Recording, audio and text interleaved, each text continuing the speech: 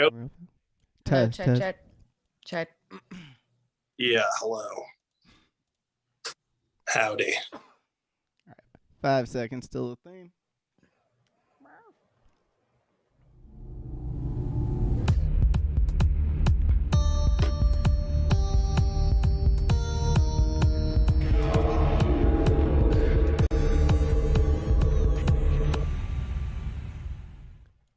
Good evening and welcome to another exciting episode of Goth Yearbook. It is I, your host, as always, Eric, aka the Eric Wynn.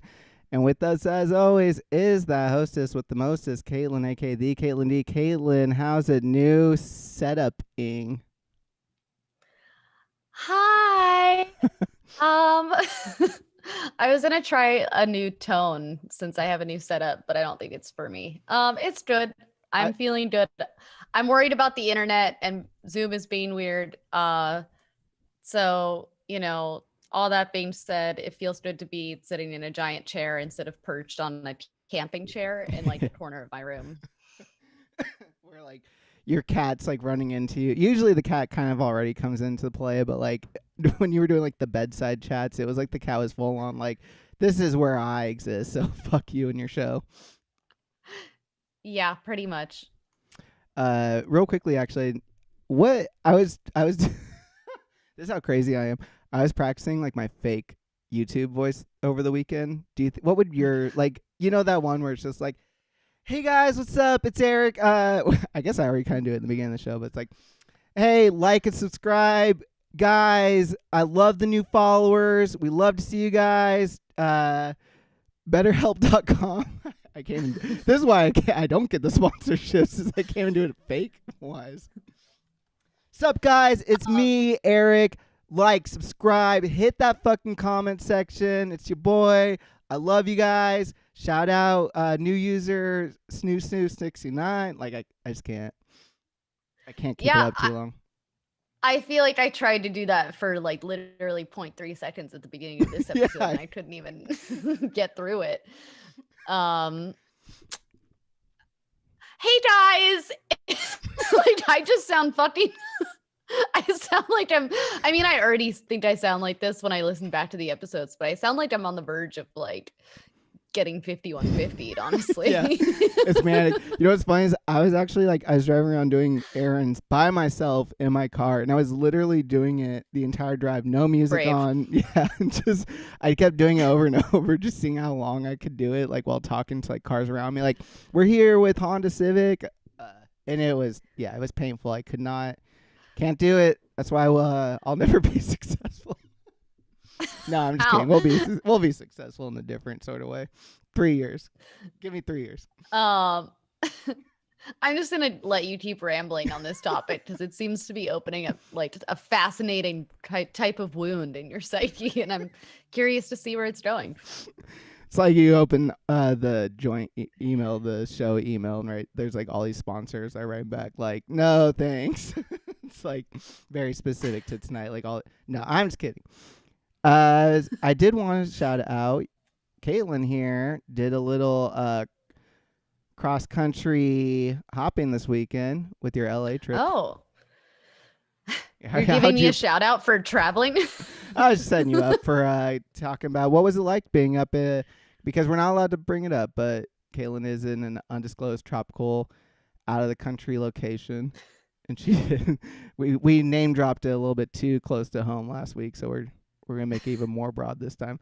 She is somewhere on planet Earth that is tropical, Fiji maybe, and maybe, and yeah, you came and visited LA. What was that like? That was your first trip back home in almost like 6 months or 5 months? Yeah, so my visa was about to expire, so I just have to cross the border somewhere, and I figured I would go home. Yeah, a lot of that trip was some personal stuff that I don't want to get really into. We can do it on our hot goss hour later, after hours. But for the most part, it was really nice seeing my friends, but it made me just really, really glad that I don't live in Los Angeles anymore. It's like times are just, I was born and raised in that city, and I have never seen it this like just desperate, and the desperation is like in the air. It was actually really beautiful while I was there. It was kind of cold, which I wasn't expecting. I don't know, like it was nice to speak English consistently and go to Target. Those were the things I really enjoyed. I think I sat in a Starbucks for like 2 hours one morning, and I was like, this is just nice. Yeah. Although apparently they're union busting right now, which I was reading while I was at Starbucks, and I was like, ooh. It's literally like you're crossing the picket line, like they gave you a pamphlet and you're like, this is how you're reading about it. Like, what's going on? Like, thank you. I mean, if we're to be a latte. Oh fuck. There you go. That's the award winning. That the desperation is in the air. Is I mean, at this point, every business probably should be having some sort of strike. I mean, I feel like at this point, it's like both immoral but justified to go do whatever the fuck you want at this point, because everywhere, like you could drive past an AMC theaters, and if they were picketing outside, you'd be like, yeah, I get it. I think we've even passed the point of it being like a apocalyptic hellscape. We're just like in Toontown now. Yeah. Where good old Roger Rabbit is running the show with his taxi cabs all over the place. What was like so would you say like the Target, like those kind of shitty but at the same time like nice comforts, like the Targets and the Starbucks, was that like the one thing that you were like really trying to indulge in?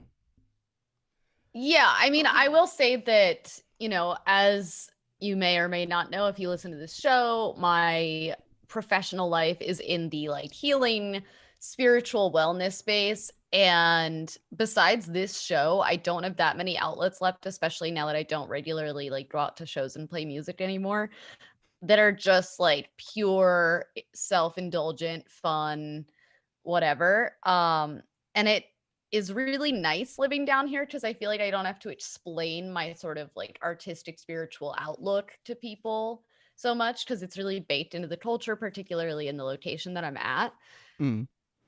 However, it does get a little bit much sometimes, where it's like, you know what, today I don't want to talk about my healing journey, Yeah. or like my client's healing journey. I just want to,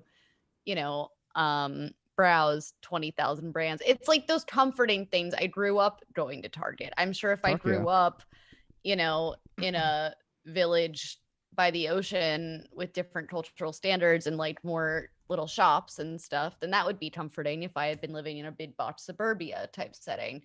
Target's a date night, like straight up. Like Target is a blast sometimes. Like sometimes like you load up the cart, like it's payday, you go through a Target, like that's the fucking shit. Honestly, yeah, it was. I went twice in one day actually, because when I first went, it was because I woke up and I was like, it's like 20 degrees colder here than I thought it would be, and I really didn't pack for that. So I was like, that Target kids section is calling my name because I can get $10 sweatpants there, and I'm the size of a teenage boy, so it works out pretty well for me. And then later, I actually went back and got like this ring light and my Wi-Fi booster and things that I've been trying to find here, and I can't get deliveries where I live. And like the convenience in America is really like, it's both the greatest strength and the Achilles heel, I think. Yeah, I get it.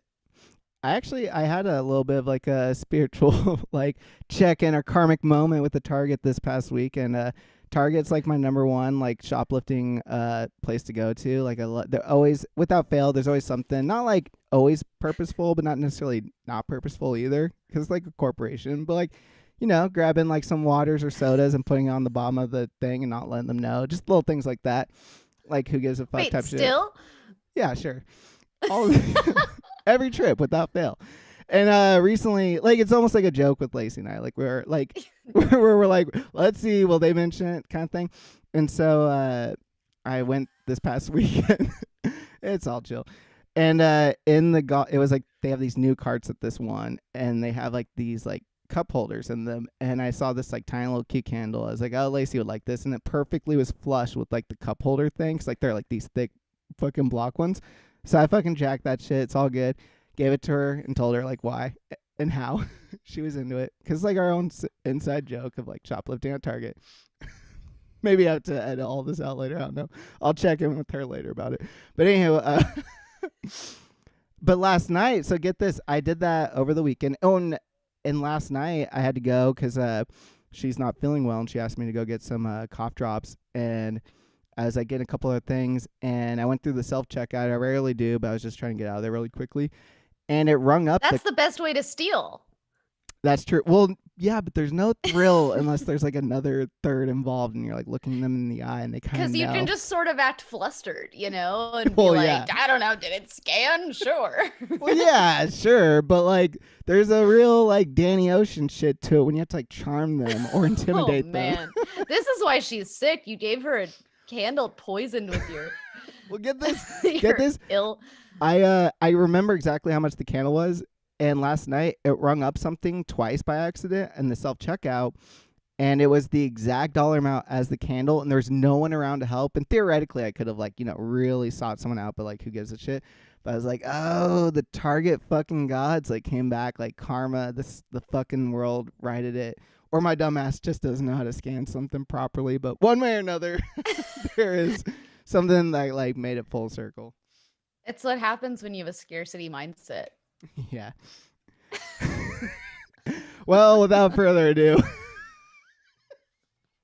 what a great note to start off our 420 special. I wish I had my fucking air horn. Do-do-do-do. What if you like walked into Target next time and like sirens went off and like the the doors closed behind you and they're like, Goth Yearbook host, please come to the register, and they ring up every item you've ever stolen. Yeah.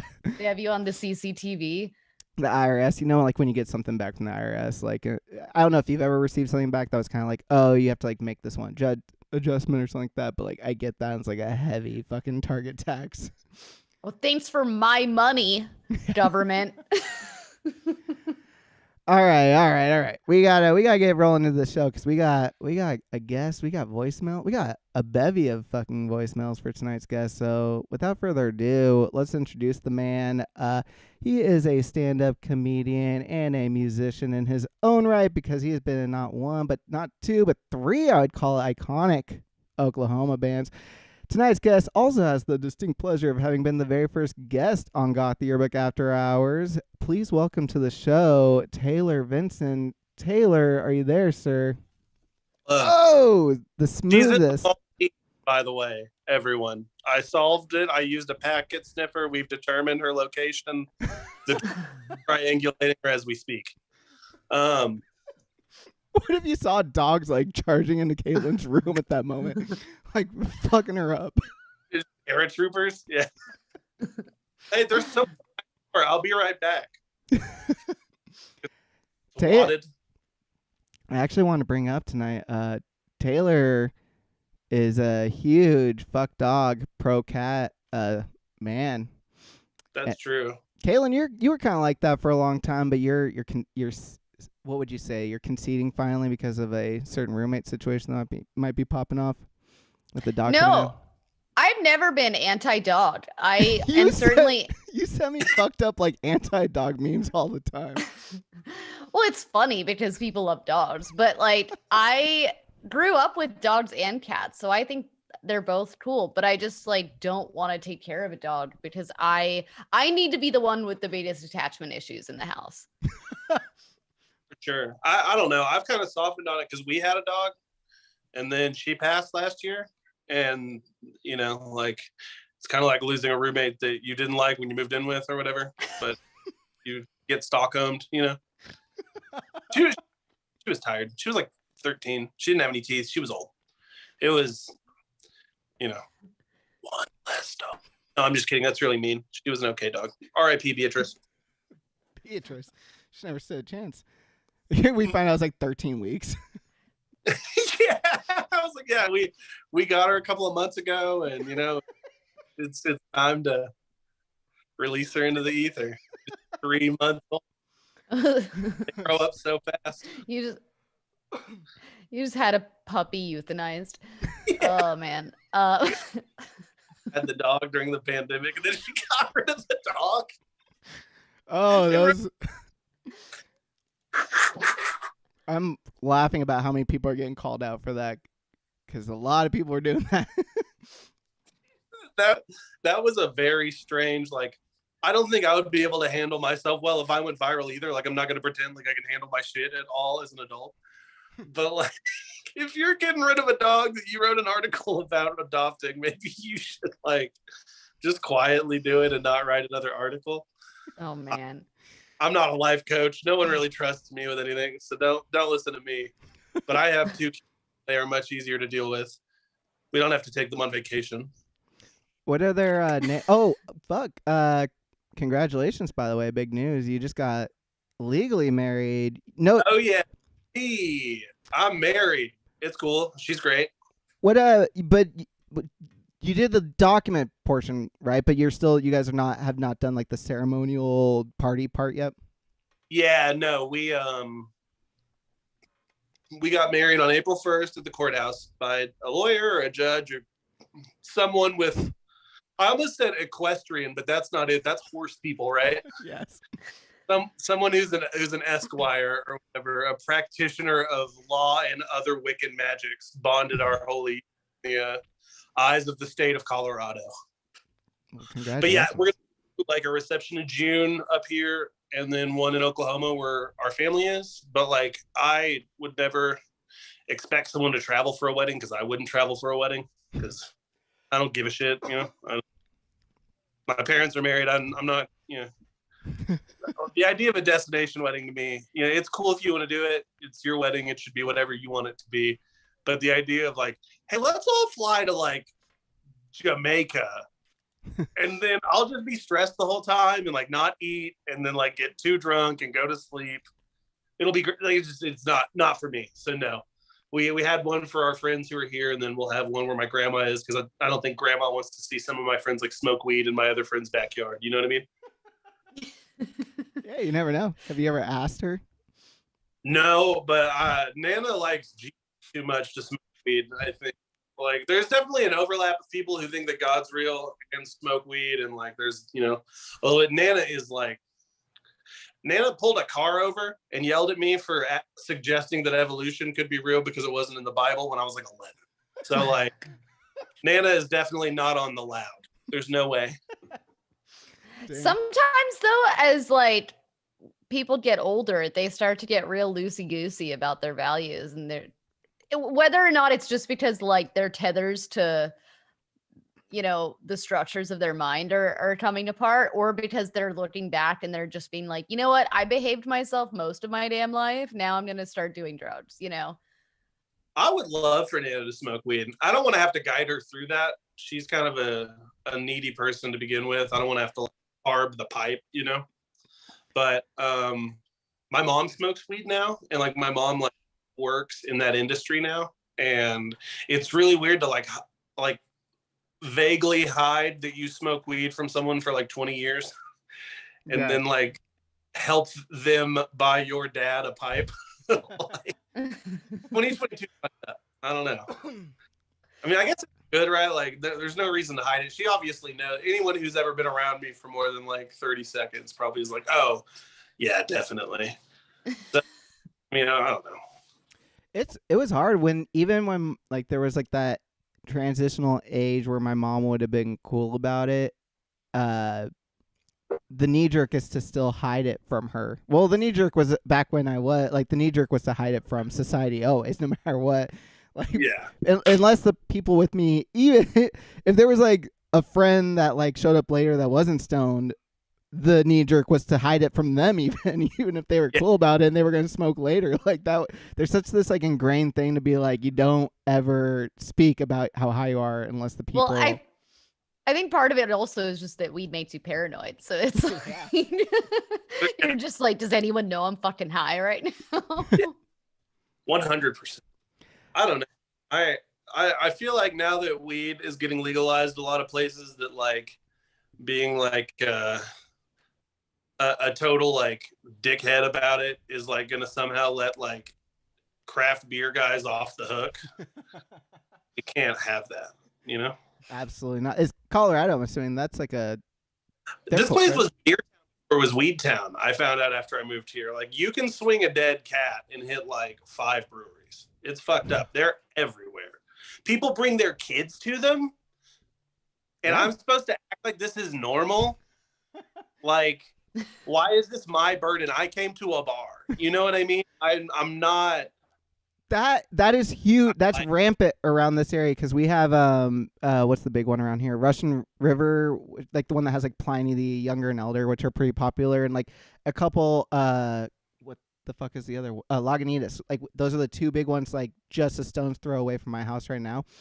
And they make it such a like family thing. Like they're like picnic at the brewery and like all this shit. And I've gone before with friends and like you see like literally little like kids like running to their parents taking their first steps and like just 2 feet away are like men on the verge of like making the poorest decisions of their life yet to that moment. Like just sauced out of their minds. Like you can see the bubbles over their heads and they're just all contained in the one same like fucking boiling pot situation.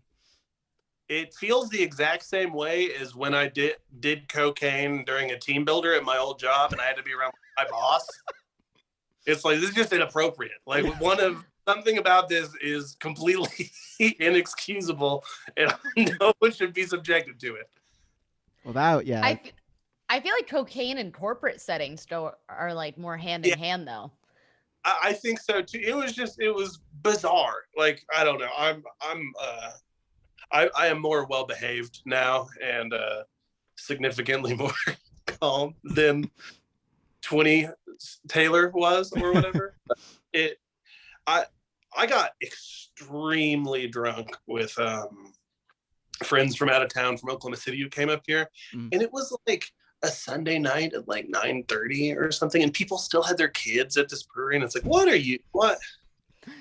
Yeah, that's not the vibe. Like, it's dark outside. Your kid is cold. Like, you made a choice to have children. Like, you got to sit some out. This is probably not a popular opinion, but no, that's valid though. That's a fucking bar. Like, come on. Yeah, I don't know. It's whatever. Alternatively, I could just go to a different bar if it bothers me that much. Like, maybe it's the one time they get to get out. Whatever. It's weird, and I won't be made to think that it's not at least kind of weird, you know? Yeah, I'm definitely more anti-children especially at bars than I am anti-dog. Yeah. I don't know. I don't think you should get either one drunk. I was about to say maybe drunk, but you probably shouldn't do that either. No, just leave them at home. Do you think dogs are like vaguely libertarian creatures when they drink? Do you think they like start talking about property as theft? They get into like a lot of theoretical, like, I'm not saying that like she's wrong. I just want to say like I'm playing the devil's advocate here. Sorry, bro. Your Shiba Inu can't come in here. He fucking talks about Jordan Peterson. He bums everyone out. Gotta take him out. The worst combination I ever made, and this was on me, this wasn't on the people around me, was I don't know why, but when I was probably like 19 or 20, my family went down to Bakersfield, California to visit my cousin who was playing I'm fucking getting like a country twang just talking about it, to visit my cousin who was playing high school, like he was a senior in high school. It was like a big like homecoming game, and we surprised him, and in the bleachers I took ecstasy because I was like, this is so fucking boring. Let's go. Anthony, I'm sorry if you hear this. And Sarah, I'm really sorry if you hear this. But I took ecstasy. And like sometimes, for those of you who've never taken ecstasy, I'm not talking about like concentrated pure malt. I'm talking about like just a shitty ass fucking like club drug pill ecstasy. Sometimes like it's hit or miss. Like once in a while you get one that just doesn't crack. So then I went and took a second one during the halftime game, part of the season, nighttime. And I came back, and then I was fucking rolling. But it's like, when you're on ecstasy, it's like a communal, you want to hear music, you want to like rub up on people or dance. And I'm just like shifting uncomfortably in the bleachers, smiling like an idiot. Wow. I took, that has Euphoria vibes, by the way. It was like the saddest. Oh boy. I found mushrooms in my purse when I was serving jury duty. And I was like, damn. And I was like, man, there's a lot of cops around. Like, I was at City Hall, you know? And I was like, I better eat these. Actually, that's brilliant. I love it. So I was streaming made doing jury duty, and it was like the most interesting. Like I was like, I am in an episode of Law and Order. Like this is fascinating, and like Dong dong. and like I kind of liked a man in uniform too. So I was like being all horny at the cops. Yeah. And I was like disappointed that I didn't serve. And then when I got out and back into the light of day, I was just like, whoa, that was crazy. That was like, I'm so glad I'm not actually serving on it. Like didn't sign up for like 2 months of jury duty getting paid $12 a day. Imagine if it'd been like a murder thing or something. Like all of a sudden, getting there, and you're like still trying to like make eyes with the cop, and all of a sudden you start hearing these grisly details, like the knife wound just entered and exited 30 times, blood everywhere. The children had to watch. No, it was this like porn star case actually, and she was suing a producer for sexual assault, and he was countersuing her for sexual assault, and I was like, this is juicy. Someone like we know, like someone that we would know. No, we know like 2 porn stars. Or you mean like not personally, but like yeah, like famous. I don't know that. I don't want like. No, I'm not the biggest consumer of like. I don't buy porn, and I think most. It was Ron Jeremy. Yeah. He's like, I was treated misfairly. Did you see what he looked like when they sentenced him, bro? Yes. Did you see his apartment? No, I don't think I. I will, for the good of the show, Ron Jeremy apartment. Yeah, for those of you all, he's looking it up. Ron Jeremy was escorted by police, like within the last year. I forget exactly when. And of course, like they took pictures at the like, as they do. And his apartment was like a Hoarders episode, like just wet dream. Apparently. What did he do? Ron Jeremy, he is a serial sexual assaulter. Oh, well, that's not surprising. I feel like that's kind of his brand.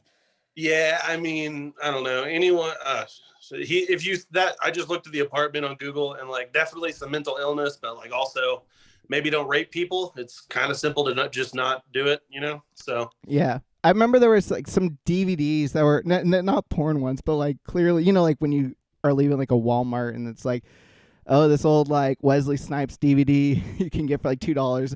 I remember like in one of the photos there was like a huge stash of that kind of shit, like those forgotten 90s action movies that he clearly like grabbed on his way out of like a fucking drugstore or something like that. So I was like, I guess that's me too. Yeah, I don't know. You know how like I think you probably feel this more than me because you don't drink at all anymore, and I drink like 5% of what I used to. When I think about like how much I used to drink, it's fucking crazy, right? Like, and that was like, I don't know, like 7 or 8 dark years maybe of like pretty heavy boozing of various varieties. That guy was like the weird dude you saw at a bar for like 35 years. Mm-hmm. Yeah. Like lived some fucking shitty life. Like, that's rough. And he notoriously kind of shorter. Like I have thought about that before. Like when you're like that short and you're like taking in that, because like a taller guy, Taylor. I assume that you were 6'4". You're 6'1" apparently, but you're taller. You can at least your body's tall enough to like handle a little bit of substance as you chug away some substance abuse. But like he's like, what? He looked like he was like 5'1" or 5'2". I'm like, how does a little guy like that, like, it's a little body to be taking that much fucking abuse? Yeah, I mean, Vern Troyer died off a 6-pack. True. I mean, that's absolutely fucking true. For my size, I certainly used to be like very competitive about how much I could like keep up with drinking. And while I was in the pocket of like my drinking days, I did fine. It's like now that I've rarely drank that like I'll have a glass of wine and I'll be like crying for 2 days, because I'm like every emotional trauma is triggered and my liver hurts and like I can't get out of bed properly and like my body just feels sore and I feel like I have a fever and I'm like, well, that's probably like all I probably really fucked up my liver. Right. I I know I've said this to you, Taylor, before. I don't know if I mentioned on the show. And this is not one of those, like, there's plenty of people who, like, in their drinking career, they drink more than me on a nightly thing. But I knew it was bad because, like, my nightly, this wasn't my, like, I'm going crazy. This was just, like, my nightly, like, chill down from work. My nightly was to grab 2 of those Carlo Rossi big jugs of wine. And I would kill both of those, like, after, like, the first couple hours I got home from work. And then, like, I would go walk up to, like, the bar with my friends and shit like that. But that was, like, my, like, chill down, like, okay, like, I just got off work. I'm going to kill 2 jugs, like, those big fucking table jugs that, like, cheap-ass Italian restaurants buy of Carlo Rossi, like, shitty fucking, like, $6 wine. I'd just kill 2 jugs of those to be like, all right, I'm, like, just at this good buzz where I can start smoking cigarettes and, like, go and, like, get fucked up for the night, which is, like, looking back, I'm like, oh, like, my body must have just, the inside of my body must have looked just like Ron Jeremy's fucking apartment. I think about how much money I would have saved if they never banned Four Loko. Because that's free game in a can. You could drink a Four Loko and then go to the bars for 3 hours and spend $4. Yeah. And then some senator's kid drank fucking 19 through a beer bong or whatever it was and fucking had a migraine. And they're like, no, this is done. We're not doing this anymore. I drank a lot of Jaeger towards the end of my, like, hard boozing, just because that's what my friends drank, because a lot of them are bartenders and have had bad nights on everything else or whatever. I can't drink rum anymore. I had a 26-hour hangover from rum, and so, like, rum is strictly haram in the eyes of the caliphate. God, I get, like, 3-day hangovers just from literally anything at this point in my life. But this is not completely related, but I did think of it when you were talking about Four Loko. In Thailand, they have, like, they put methamphetamines in some Red Bull or, like, energy drinks that they sell. Hell and yeah. they're just, like, at 7-Eleven. And, like, if you don't know, someone fortunately warned me. I don't even drink that stuff anyway. But, like, if someone doesn't warn you, if you just, like, go grab a Red Bull, you could be up for, like, 3 days there. I'm going to Thailand and, like, going to every gas station. I'm like, don't warn me. I just want to. Yes. I want to innocently drink it. I didn't know. Supermarkets freestyle, just knocking one of everything into the fucking thing. Yeah. Just now power chugging in the fucking parking lot. Yeah. Fucking listening to Aphex Twin and beating the shit out of the roof of my car. Oh shit. Okay, right. we're at the point where we should be getting into some voicemails before we get too much further off the track. I'm mortified of what my friends might have done. They're actually, I don't know what. We also got some written ones because these actually, I did impress upon Taylor to get his friends to send some stupid ones, and they did. They served it up good, but a lot of them are kind of like quick ones. I don't think we're gonna get into like too long. These will be kind of rapid fire, I think. So we'll just jump right in. Sure. Okay. This is Bert. Question for Taylor Vinson. What is your favorite holiday gift you've ever received, and why was it a frozen turkey? Thank you. Dude, all right. So my old job would send a holiday gift that was a turkey every year, and you could either get it's frozen either way, but like they'd be either fully smoked or like some other way. I don't know. If you don't select an answer, they just send you one. And it was like the size of like a little college dorm room fridge, right? Yeah. It's huge. There's no way it could have fit in any freezer that I've ever owned in my entire life, even living with my parents. And I was at work when I got it.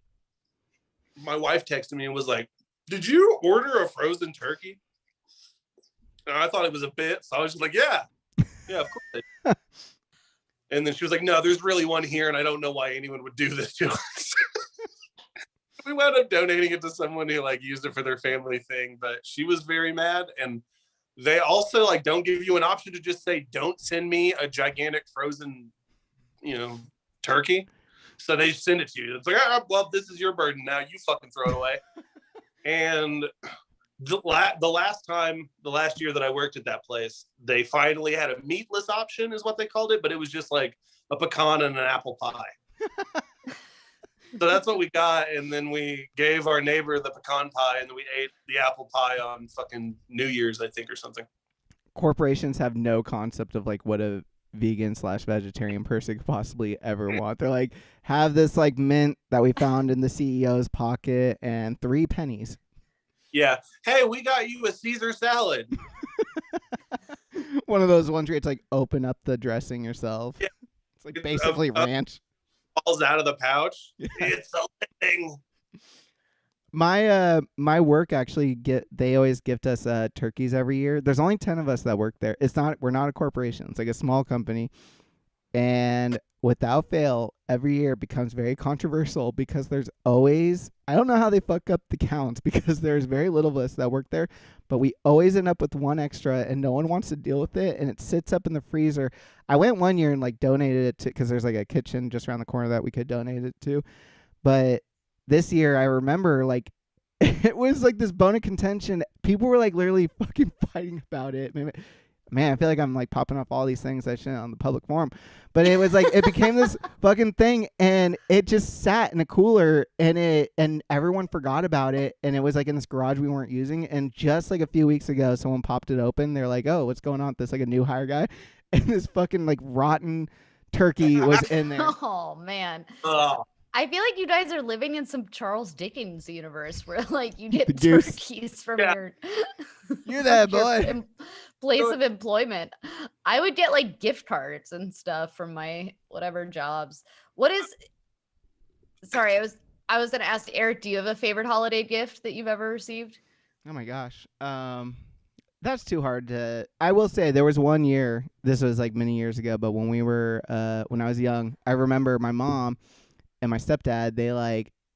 The best surprise, especially it like only works really if you're like a California family, but it was Disneyland on Christmas. They were like, oh, Wow. like instead of like doing all the stuff that like we usually do, like they told us I think like the night before, maybe it was the morning of it. They're like, go pack your stuff, like we're leaving like in like 10 minutes or something like that. And we went for like a 3-day trip kind of thing, and it was fucking sick. That is sick. That rocks. Yeah, We're going to the world for our honeymoon.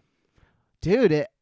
That's first of all, it's fucking awesome. But damn, it's like I went to go look at tickets recently. It's like it feels like going on to H&R Block to do my taxes now to get like a ticket for Disneyland. It's like no joke. Like not just the prices, but like the way they treat the entire process now. It's like it honestly is more stressful than doing your taxes.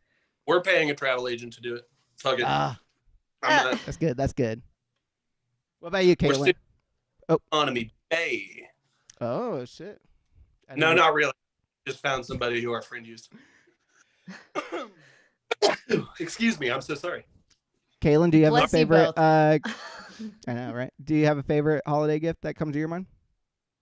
I was trying to think. I do remember when I was in high school and Moulin Rouge came out, but it came out on DVD and I didn't even have a DVD player yet. And my brother got me the DVD and a DVD player. That was pretty sweet. Oh, that's a good. Oh man, back when we were in high school, that was because these days you can go fucking buy like a DVD player for like they just give those things away for free now. You don't want a DVD player, yeah. Optical drives are getting hard to get a hold of because they don't fucking sell them in computers anymore, which sucks. Yeah. That is very true. I someone usually it's right behind me, second showed up, but a friend of the show who eventually will be on, she made a horror movie and she sent like the show like a Blu-ray as like a just like a token appreciation thing because I've promoted her on the radio show specifically, and I don't own a Blu-ray player, so like I'm like the one person left where I'm like still using my like old DVD player that's like sounds like it's a jet engine trying to take off. It's like Yeah. I have this now, my one and only Blu-ray that unfortunately I can't play, but one day, Sarah, I will watch that movie. Okay, let's get into another one over here. I forgot to pull that back up. I was about to do my radio. You're listening to Goth Yearbook. Hi, I'm leaving this message anonymously, so no one knows who this is, but I just wanted to ask Taylor, which character from Dragon Ball Z does he think has the weirdest looking penis, and which characters does he think are circumcised? Thank you. God. The Piccolo definitely not circumcised. I can tell you that. Is that the big green guy? Yeah. I feel like the Saiyans probably are not circumcised because they don't really seem like they'd subscribe to Abrahamic religion. But any of the Earthlings probably got a helmet dick. Yeah. The androids have Marilyn Manson flat undercarriages like mechanical animals. Missing rib cages. And the robots have big dicks that are cut. Wow, that's very a scholastic, thorough breakdown. What was Krellin, the little bald dude? Is he an Earthling? The bald dude is an Earthling, yeah. So he probably just has a regular. Well, actually, if he's Japanese, he probably is not circumcised. If Krillin is a U.S. dude, he's probably got a standard-looking wiener for us Western society. I don't know. Are you cut? Are you circumcised, Eric? Oh, absolutely, yeah. Are you? Yeah, unfortunately. I'm gonna. Are you one of those guys that are like going to join? Like, how dare they? Hands off our penises. Yeah. Oh, that shit cracks me up. Holy shit! What do they call themselves? I don't even remember. It's something about reclaiming their foreskin or something. Kaylin, you know what that is, right? I'm sorry, I sort of spaced out. None of this seemed to apply to me. What was the question? These guys who what did you say about it, Taylor? You phrased it like people who were like mad that they were circumcised without their consent as like children or whatever. Oh, like, yeah. I mean, their foreskins. I imagine it's somewhat traumatizing, or maybe even extremely traumatizing. I don't know. I don't really have a horse in that race personally. But do you think they all of them in a jar, like just like at a bunch of them? What do they do? I imagine they go in the garbage. I don't know, or they're like probably eaten by city pigeons. I was gonna say the guy who. What's the guy? I forget the name of the person who does it. But they probably like nibble on it, right? They take it home, like they got a whole bag of it, and they're just like. It can't be. They put it in like a saucepan, just a little bit of olive oil, a little salt and pepper. Nothing too, no garlic, nothing like crazy. Just like a simple seasoning. And like a human gnocchi. Yeah, that's horrifying. That's fucked up, man. All right. Hey, next Taylor, this is Big Man. Would you have sex with Homer Simpson or Sora from Kingdom Hearts? Thanks. You know some fucked up people, man. I was so afraid of what everyone was. So the options are either Homer Simpson or Sora from Kingdom Hearts. Yeah, I have to look up that person because I don't know that. What era of The Simpsons is the Homer Simpson that I am fucking? And is he fucking me or am I fucking him? Let's say like a golden era, like a season 4 through 7, like perfect era. Homer, I think that would be fine. Yeah, I'm good with that. I looked up the Sora dude. He looks pretty good. He's got like these big. He looks very trendy for the time right now. Like his cut, he's got these big kind of parachute pants. Like I feel like he'd be like a DJ at Coachella this year.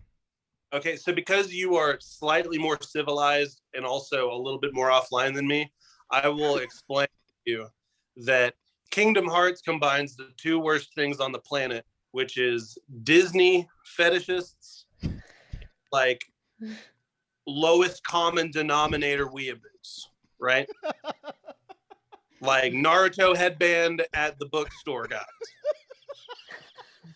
It is pussy kryptonite.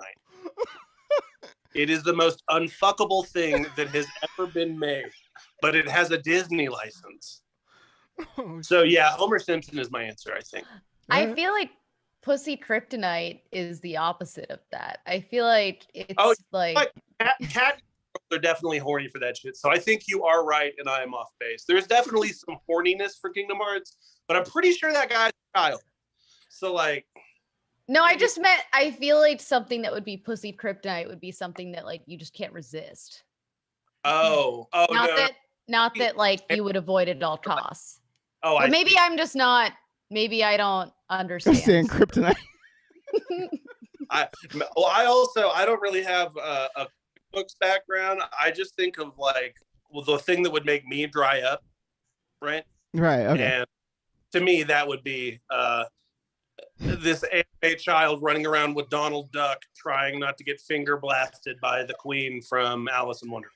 That to me is some sort of Wiccan torture. Holy shit. That's fair. Are we That's fair. allowed to dunk? Is that okay? Or What was that? are we allowed to dunk on Wiccans? Are they a protected class in the new era of using Twitter? No, Or like no one is safe in these streets. No one is safe.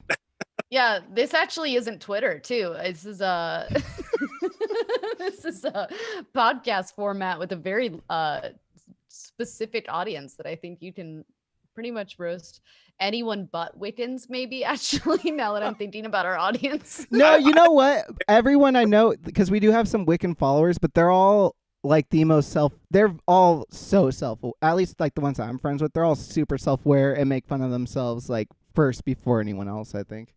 Yeah, that's the way to live no matter what you do, for sure. Because if you take yourself too seriously about any aspect of your identity, you're probably going to have a pretty bad time.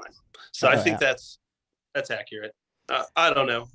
Good band, annoying people with crystals at the coffee shop.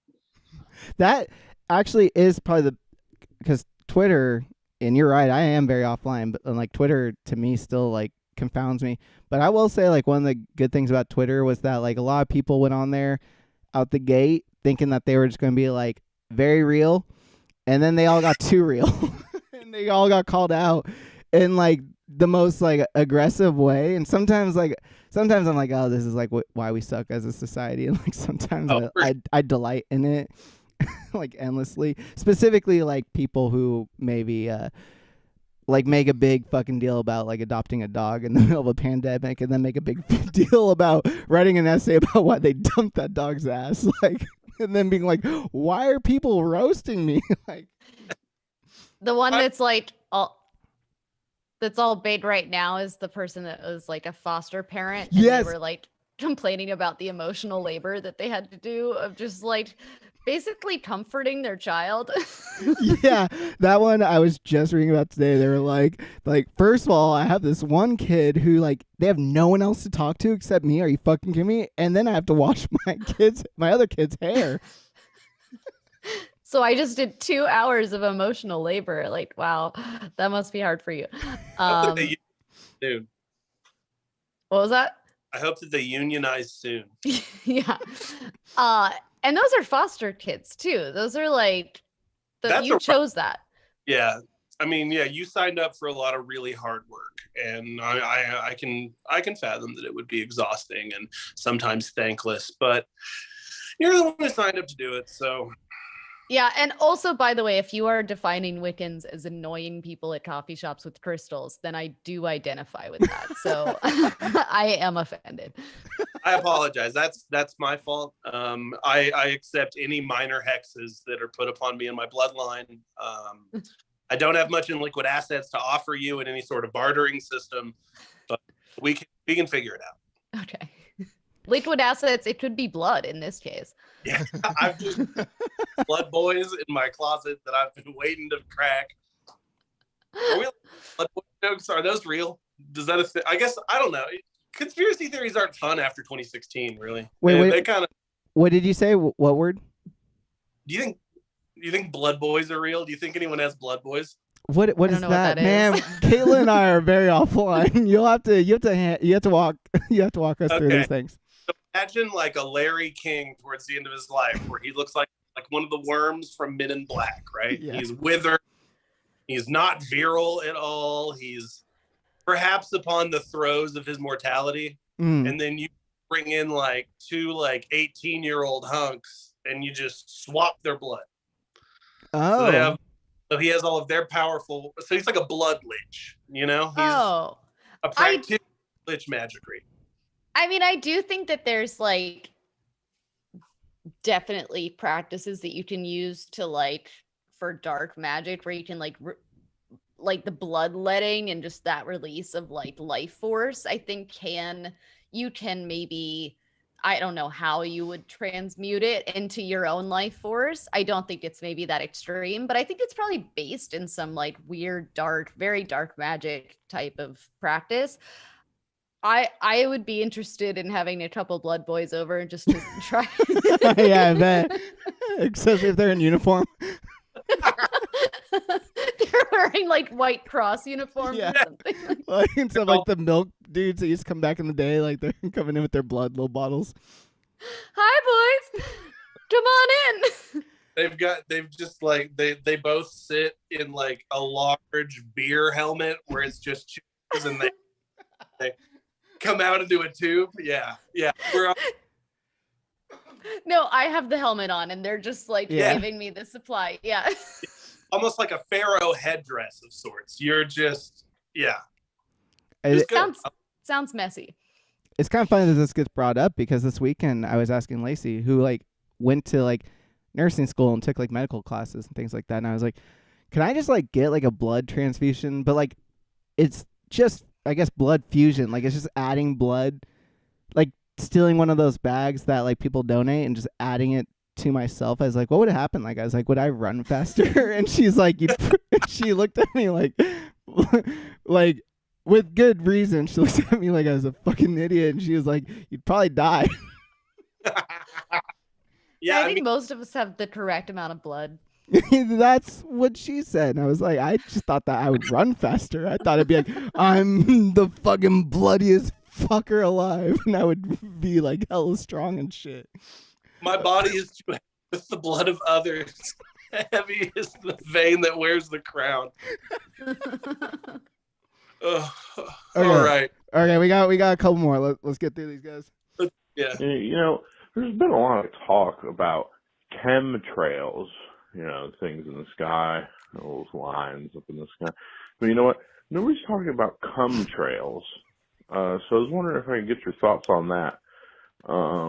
Thanks. This is one. I'll take this one, guys. No, I'm just kidding. Step aside, boys. All right. I'm going to answer this one as Bill Clinton, if that's okay. Whew. Hillary, those aren't real. That was actually a really good bill. That was good. There's a bit of a brainworm with that circle of friends that is that Bill Clinton's wife doesn't trust him, so he has to have a Chili's buzzer and when it's time for him to come home. We've been doing that. I've known them for like 2 or 3 years, and we've been doing it. They've been doing it for like 5 years. My wife hates it. Oh, Hillary, I don't know who that is. I've never met her. Oh, my buzzer's going off. I gotta go home. Holy shit. And you said that your wife doesn't like that bitch? Yeah. Dude. You don't say. Do you ever have okay.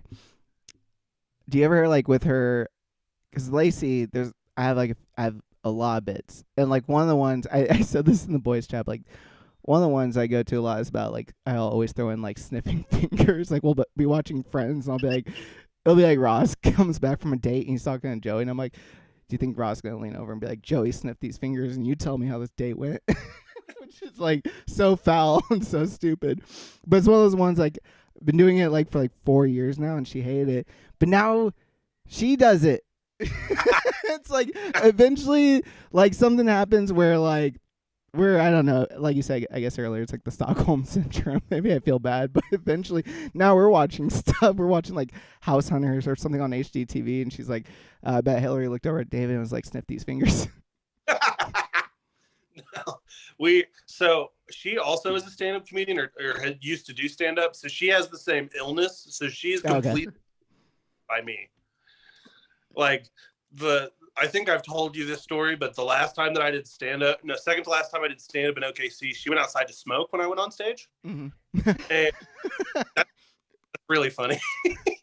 Like, one of my friends was like, hey, wait, what are you doing? He's going on. And she goes, I live with him. What? I don't. She could not give less of a shit, dude. It rocks. She's the best. She's like, he tries all out on me. Yeah. Well, I don't know. I can't really workshop my bits on her because she's just doesn't care. Yeah. she's dealt with enough that the courtesy yes and honeymoon, it is long gone. Wait. All right, we got. Okay, we're almost to the hour mark. We'll hustle cut through these last couple. But I want to know if this one's true. Taylor Vinson once almost beat me up at my very first ever metalcore show, hardcore show, whatever you want to call it, because I was a poser at the time. Is this true, Taylor? No, bro, my mosh is trash, and I can't fight, so not me. Do you know who that was? Is there like a story there or something? I was honestly picturing you like beating up someone because they were wearing like a Black Dahlia Murder shirt or something. Yeah. False metal. No, I think that's my friend Dave. I don't know. Gotcha. It kind of sounds like Dave, but I haven't seen Dave in like double-digit years. So shouts out to Dave if that's you. If you're not Dave, get fucked. Oh, 100%. Hold on. I think there was one more. Hey, Taylor, big fan. Quick question. What do you think about Minotaurs? Oh, all right, bro. I don't know if you know this about a couple of things have changed about me in the pandemic. I have transitioned into a full-time socks and slides guy all the time. For a while, it was just in the house. Is that called minotauring when people do that? Wait, what? I'm sorry, what? I'm so lost. I thought Minotaur, we're not talking about like the beast that was trapped. We are. Okay. I was taking a scenic path to get there, but I have a labyrinth, if you will. Yes, absolutely. Oh shit, I almost made a Dark Crystal reference. I would have just been caught posing. Henson heads would come out. That fucking awful fucking worm from the labyrinth, dude. What is he doing? He's great. He has a scarf. I have a hyper fixation on Minotaur fan art on DeviantArt. There is so much of it. Oh God, I'm gonna be looking at that tonight. And some of it is almost like beefy, like bear porn almost. Like there's definitely like daddy shit going on with some of it. But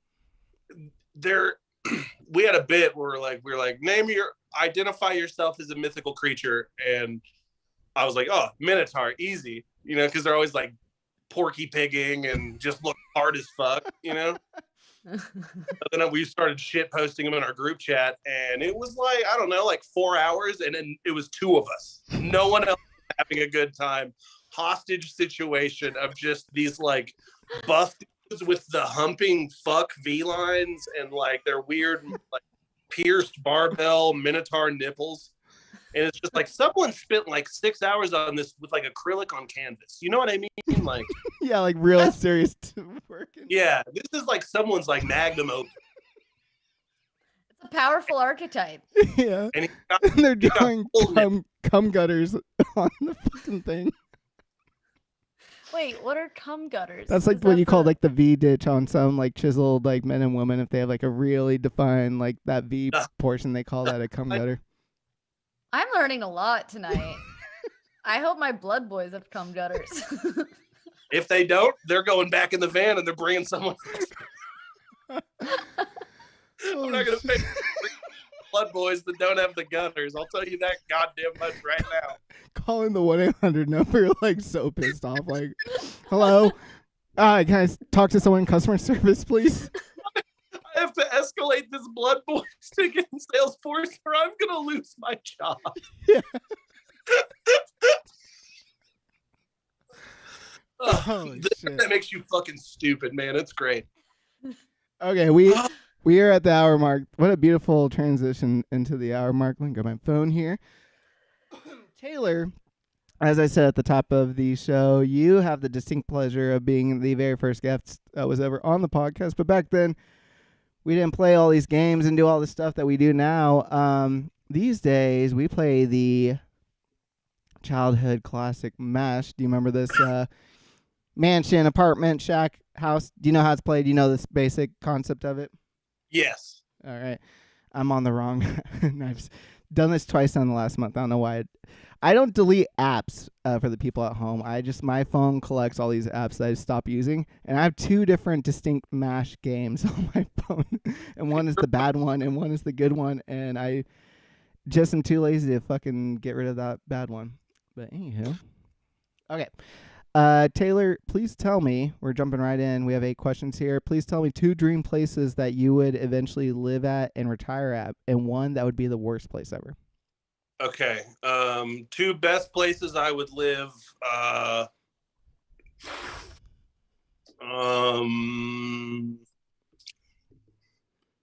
Juneau, Alaska, and Volendam in the Netherlands. That's Volendaam to save you the time. I'm trying Netherlands. And then what would be the worst place? Noble, Oklahoma. I'll write that full one. Noble, like noble men and women. More like no bullshit. It's the worst place I've ever been. Oh, you heard it here, folks.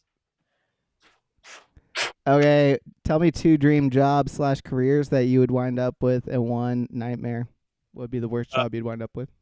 Booth and sandwich artist. Say that first one again. Sorry, I didn't catch it. Cleaning the jerk booth and sandwich artist. And then worst job, youth pastor. Yeah, no fucking shit. Dude, abysmal. We talked about this with our guest. Shout out to Lily Lady, who was on the show last week. And we started talking about like how we like really fucked up some like substitute teachers' lives back in the day, like in grade school.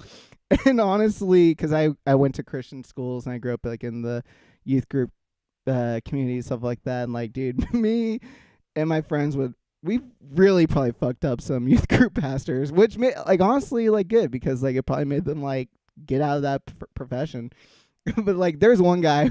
We made this one guy like really. I could tell he was like really reconsidering things. Give me your 2 favorite colors and your least favorite color.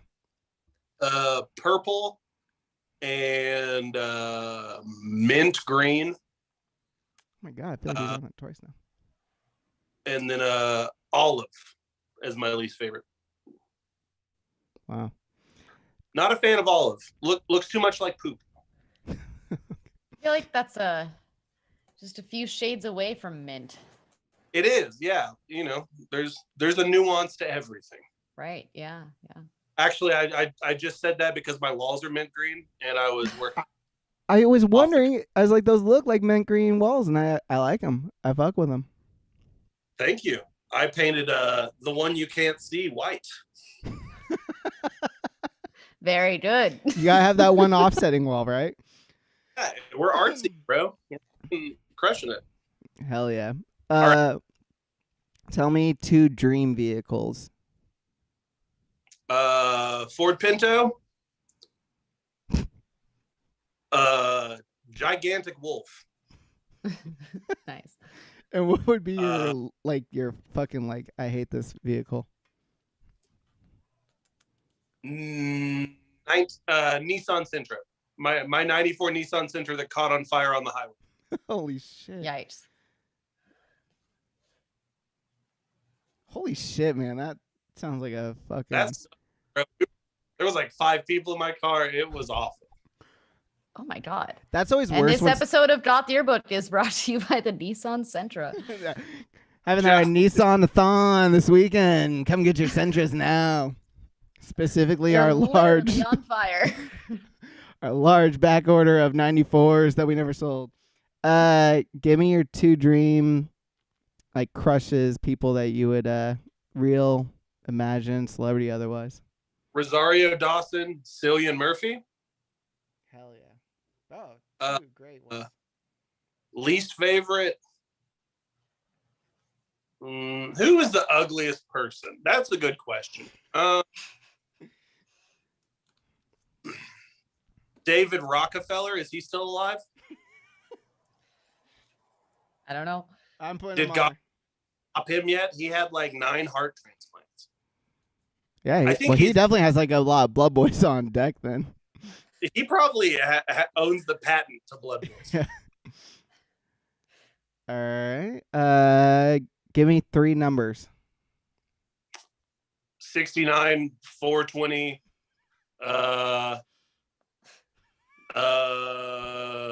27.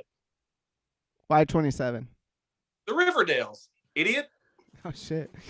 Animals. Give me 2 dream animals and a nightmare animal that would be up in this dream. Okay.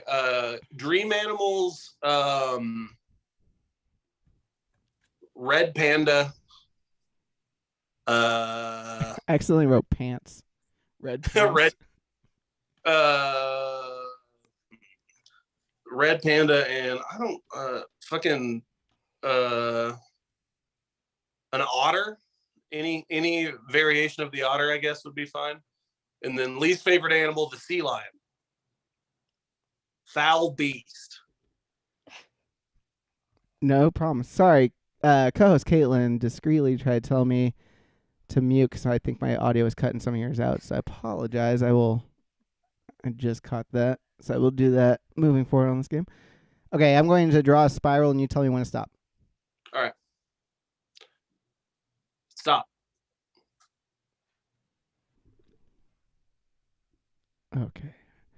Okay. As I show all of our guests and for the listeners at home, the app actually has a pencil that draws it out. This is the real deal, Taylor. We're going to find out right now what your future looks like.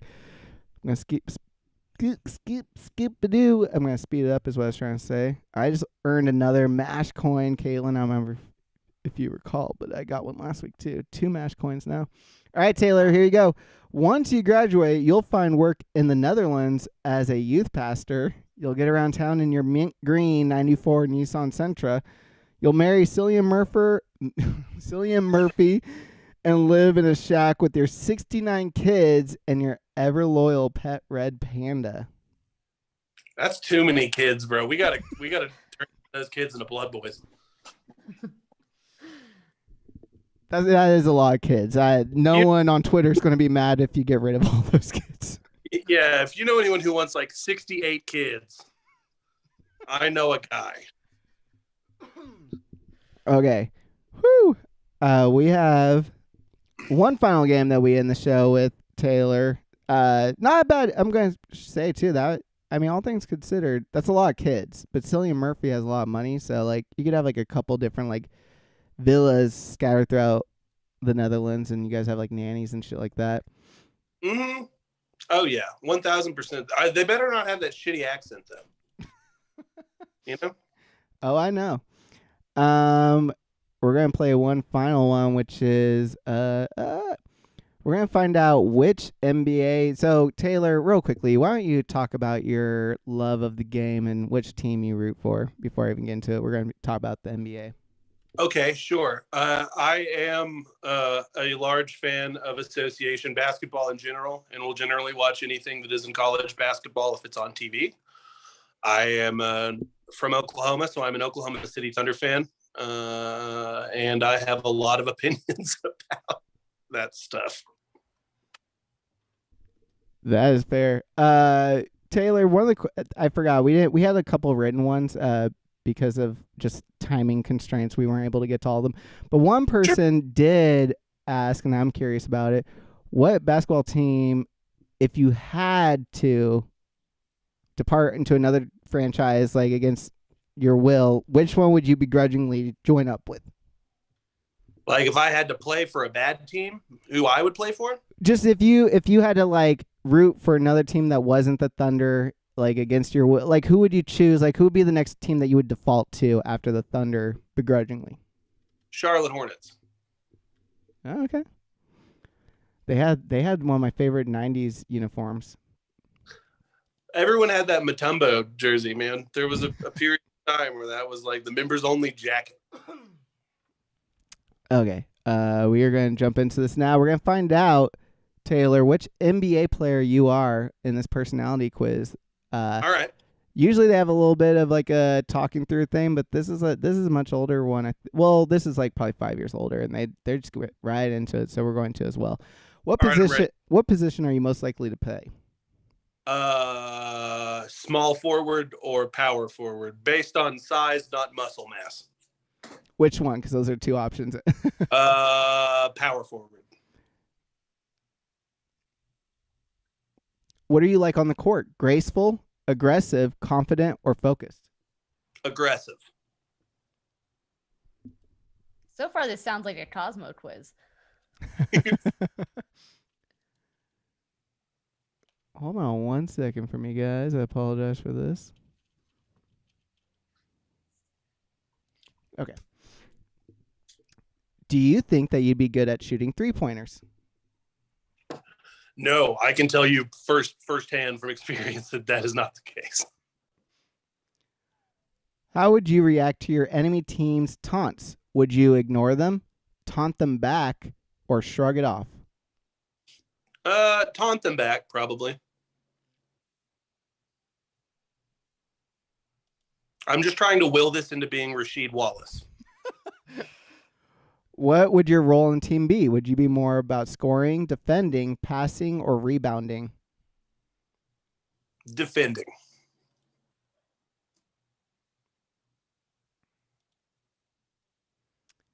How would you spend the night before a big game? Would you be sleeping, partying, practicing, or relaxing? Probably relaxing. I feel like Rasheed Wallace smokes a lot of weed, so he probably wasn't hitting it too hard, really. Of these four options, if you had to choose one to be printed to be your jersey number, would you go with 0, 30, 23, or 13? 13, probably.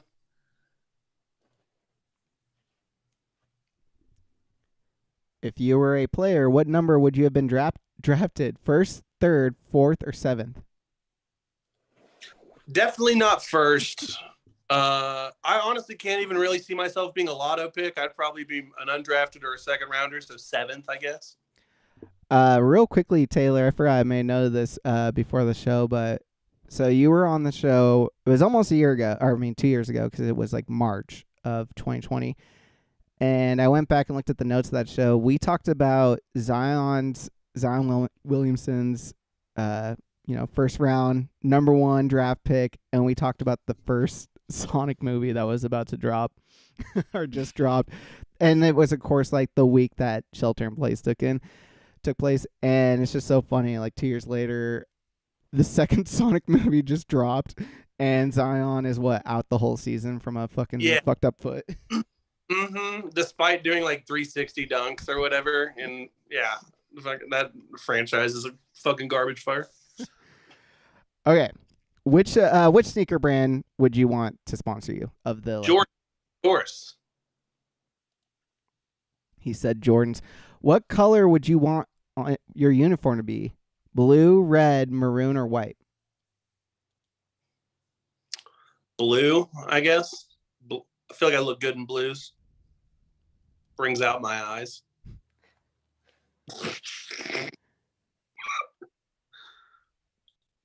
Compared to your teammates / friends, how tall are you? It's so different between your friends and like NBA. Yeah. And they give you the options of above average, short, tall, or average. Average. Yeah, they get those like little guys in too. Like you always have to have like a few of like the real, they frolic all around. Yeah, there's a guy who's like 5'7" or something who plays for the Hornets. Isaiah Thomas. He's a wee little guy. He can shoot them. Which of these qualities do you lack on the court? Humor, sharing, humility, or dependability? Humility, for sure. I'm here to bring the house down. Yeah. Welcome to the show, baby. Okay. Sorry, the quiz always takes a few seconds to load up to the next one. What is the best part of basketball? The scoring, the winning, the teamwork, or the cheerleaders? The winning.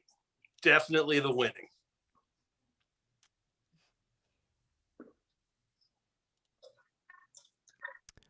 Which NBA great do you like the most of these options? Jordan, Johnson, Iverson, or Shaquille O'Neal? If we're going off of ability to get your father killed over gambling debt, but if we're going off of pound for pound being the best player of all time, it's Allen Iverson, I think. You want to go with Iverson? Okay. Iverson is, yeah, he never got anybody killed. Certainly. Did you watch The Last Dance? It was really good. It's incredible. I fucking loved it. It was so good. What salary? In that part, of course, they were like pampering, like, and how dare they even insinuate? Oh boy. Okay. You remember when he tried to bring back the Hitler stash? Oh yeah. Yeah. That is the like out of pocket hubris thing I've ever seen in my life. I'll say this. It's kind of not to like step over Bill Burr's, bit about Schwarzenegger, but it's like, what do you say to a man who all he knows, like Michael Jordan, who all he knows is just like never ending success? Like of course he thinks that, like, of course he's going to try on like a Hitler mustache. Like he's just going to do whatever the fuck he wants at a certain point. Like I can't even fathom just like a life of just being at that level where you just are constantly succeeding at such a high rate that you just don't know, like you just try doing fucked up shit just to see what happens, like getting your father killed. Yeah. Well, do you think that his friends didn't tell him about how stupid his jeans looked? That's the funniest thing about The Last Dance, which, okay, for those of you who don't know, The Last Dance was like a really incredible documentary made by ESPN. It was on Netflix. I mean, originally I think it was on ESPN, and then it was on Netflix, and it's about just like the golden era of the Chicago Bulls in the 90s. But of course, like you can't speak on that without speaking about like the rise of Jordan. So it's actually kind of almost like a Michael Jordan documentary, and it's like impeccably done. It's honestly like not just for a sports documentary, but for any documentary. It's just like it's moving. It's incredible. And Michael Jordan, of course, like signed off on doing it. So of course, like he probably said like a lot of like, what got to be in it, not in it. But they interview him at home, and it's as if you caught a guy like the shorts he's wearing and the shirt he's wearing is as if he was just like at a family barbecue, and he's like being pulled aside to like do this for them. It's like a career, like just like celebration about the man, and he's just showing up to it like in the most, like he's wearing like what I'm wearing right now, like to this show basically. He has a history of wearing the largest jeans, like dozens of photos of him in jeans that could house like a family of three. Like the legs of these jeans are as big as my torso and gut. Like they are. I could fit 3 of my legs in each leg of his jeans. And it's not just one pair. It's not like someone caught him once at the club wearing parachutes. He's always wearing the dumbest pants. And, he's probably surrounded by yes men, but surely someone who cares about him has taken him aside and been like, what are you doing? Probably not. Yeah, those... No, they're all probably very afraid of him. Those Janko, like, yeah, they put Janko to shame. I have seen like a couple pictures, and they look like if he jumped out of a plane, like he would land safely, like they would just like, and he would just like glide to the ground. He's wearing Lee's pipes, dude.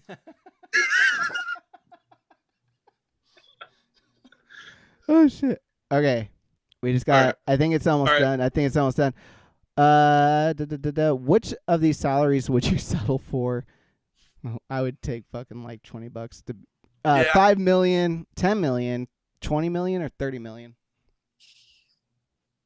10 million. 10 million seems meager, but enough to still flex a lot. Okay. Okay, which of these? Okay, if you're going to listen to one of these acts before a match starts to get hyped up, which one are you going to listen to? Drake, Future, Rick Ross, or Jay-Z? Future. Definitely Future. Hell yeah. 1,000%. Future is he's a socks and slides kind of guy. I mean, he made it okay for people to do socks and slides, honestly. Like one man alone made it okay for a nation. Which female celebrity are you hoping will have front row seats to your game? Gabrielle Union, Amber Rose, Khloe Kardashian, or Rihanna? What was the second one more time? Amber Rose. That one. She was. You saw what the Kardashians did to Tristan Thompson, dude. His career's over. Never. Which U.S. state would you play for if you had to between these four options? California, Florida, New York, or Georgia? I guess New York. No, that's not true. I would never play for the Knicks. California. What about the Nets? No, that's not a real team. That's New Jersey. They'll be New Jersey. They don't get bailed out of that. Sorry not to go on too many tangents, but we are really close. But real quickly, I've noticed I've been watching. I love to watch my early 2000s rom-coms. I'm a big sucker for them. I watch Sure. and I do commentary the whole time, and there is so much Knicks talk in all of them. And it's just so funny how they try so hard in these movies, like How to Lose a Guy in 10 Days, Hitch, a couple others. They try so hard to create this fantastical narrative that the Knicks are this incredible team, which always cracks me up. They historically stink, yes. After you retire from playing sports, which career would you go into? Reality TV, another sport, sports commenting, or business? Commentating. Business, probably. That's so vague. Yeah. It could be. I'm just gonna money launder. Yeah. Fucking pollute. Yeah. Next time someone asks me what I'm just gonna say business. Yeah. I don't want to talk about it. It's business. You get it. You wouldn't understand. Yeah. Yeah, it's a business thing. You're not in the club. It's like the George Costanza import and export. Yeah. Oh, so good. Oh, don't play the Seinfeld sound, Eric. I know you're reaching for it. No, I just watched the episode recently, and even though I know how it ends each time, it still breaks my heart when they get the import and export mixed up. Which is fucked up because he should be caught, but there's something about it that I'm just no, it was import. If you were a basketball player, how would you wear your hair? Buzz cut, bald, short, or afro? Afro. No, yeah, that's fine. We'll go with afro. Oh my God. Okay. It's calculating, and we got here. You are the ultra competitive and sometimes aggressive Russell Westbrook. Let's go. Yeah, I knew you'd like that. We're out here ruining the Lakers. It's not his fault. What do you want to say about your boy Russell? I know there was a while you love the man. I do. Yeah, no, he's great. He's an Oklahoma legend forever. I think that people, this is not interesting and everyone agrees it's not a warm take, but everything else that's wrong with the Lakers is not Russell Westbrook's fault. So a lot of waterheads on the internet are if you trade him, it's not going to fix anything. You traded away all your picks. Your front office is full of people with brain rot. You're fucked. This is what LeBron gets for fucking 11 years of super teams. I don't feel bad for him. It's not Westbrook's fault. Free Russell Westbrook. Hell yeah. I like it. Well, on that note, my friend. Yeah, justice for anyone who had to deal with Lakers fans for the last 20 fucking years. Well, you heard that, Jack Nicholson. Go fuck yourself. Yeah, if I ever see Jack Nicholson, it's honestly on sight. I will put him in the ground.